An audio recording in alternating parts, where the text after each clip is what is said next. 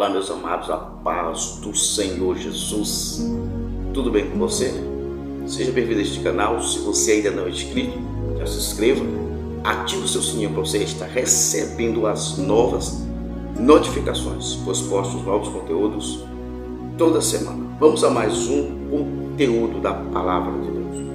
Livro de Ezequiel, capítulo 22, versículo 30, que diz assim: E busquei dentre eles um homem que estivesse tapando o muro e estivesse na brecha perante mim, por essa terra, para que eu não a destruísse, mas a ninguém achei. Esta é uma palavra que revela o juízo de Deus contra a cidade de Jerusalém, que estava mergulhada no pecado. Para entendermos este versículo, precisamos compreender as três camadas que estão neste versículo, e em cada camada delas tem uma palavra-chave, e vamos tratar exatamente dessas três palavras-chave neste versículo para entendermos o conteúdo deste capítulo 22 de Ezequiel.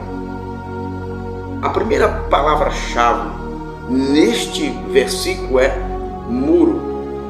Veja, e busquei dentre eles um homem que estivesse tapando o muro. Toda a cidade antiga, ela era cercada por muro.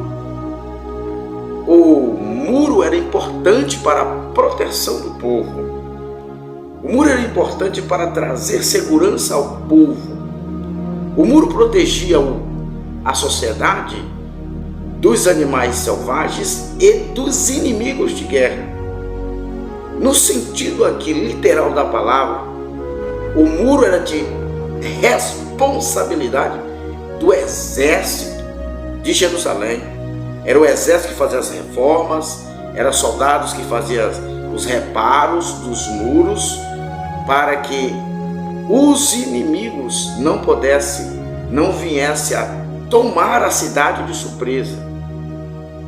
Mas há um outro muro que precisa ser reformado, erguido, restabelecido. Na nação de Jerusalém havia um outro muro, e na nossa vida, no sentido espiritual, há um muro que precisa ser erguido e estabelecido e reformado e passar por transformações constantemente, que é o muro da moral e da santidade. Diga-se de passagem que em Jerusalém esse muro estava completamente destruído, pois dos versículos 25 ao versículo 29, ali é tratado sobre 20 tipos de pecado. Isso mesmo, 20 tipos de pecado é tratado do versículo 25 ao versículo 29 de Ezequiel capítulo 22. Veja que palavra forte Deus tem para nós neste dia. Agora é importante a gente observar que a Bíblia nos afirma em 1 Pedro capítulo 1, versículo 15 e 16, que devemos ser santos em toda maneira de viver, porque escrito está: sede santo como Ele é santo. Em toda maneira de viver, temos que levantar o muro da moral, levantar o muro da santidade, levantar o muro dos valores doutrinários da palavra de Deus, que em muitas vidas, em muitas igrejas estão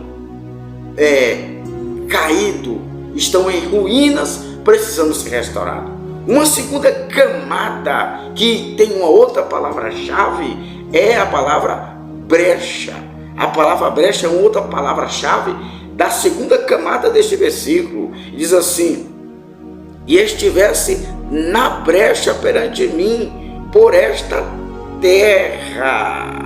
Por esta terra. Agora veja que coisa extraordinária. A brecha revela o quê? Revela o ponto fraco de uma cidade. A brecha revela o ponto fraco em um muro. Os inimigos, os animais, não dificilmente escala o muro, porque os soldados ficavam por cima do muro. Agora, uma brecha não é uma porta, é uma brecha. E as brechas, elas eram feitas nas emendas dos muros, onde se fazia a dilatação. Ali, devido à erosão, devido aos empates, devido ao tempo, as intempéries da vida, aquela dilatação ia se deteriorando. Isso revela que em nossa vida existem pontos fortes que, com o passar do tempo, eles vão se enfraquecendo, se esfacelando, e nós precisamos estar reparando essas brechas em nossa vida, seja a brecha na vida espiritual, na vida moral, na vida sentimental. Essas brechas têm que ser reparadas. Em Efésios capítulo 4, versículo 27 diz: não deis lugar ao diabo. Veja que coisa tremenda. As brechas são pequenas fendas que são abertas em um muro, que elas podem se tornar colocar o inimigo para o lado de dentro. Então o inimigo, ele ataca nas brechas, assim como o inimigo do ponto literal atacava nas brechas do muro. Da mesma forma, o inimigo espiritual, pois nós estamos em batalha constantemente, ataca a nossa vida espiritual pelas pequenas fendas, pelas brechas. Daí precisamos estar sempre restaurando as brechas. E ele disse: eu procurei um homem que ficasse na brecha.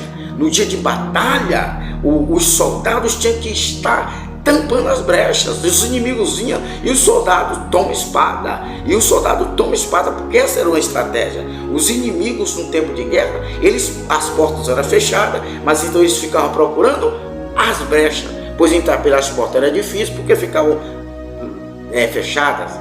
E escalar o muro era difícil, porque havia soldados por cima do muro, mas então eles procuravam as brechas. Da mesma maneira, nós cuidamos de muitas coisas e podemos esquecer das pequenas brechas em nossa vida. A terceira camada e a última palavra-chave deste versículo é: para que eu não a destruísse, é destruição. Esta é a terceira camada.